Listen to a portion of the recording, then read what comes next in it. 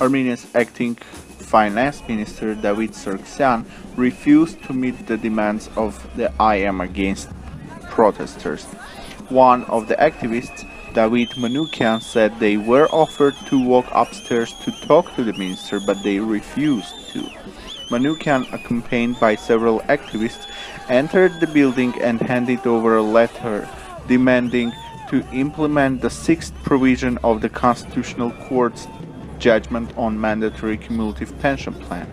The activists closed Nalbandian Street. The Armenian News AM correspondent reports from the Republic Square.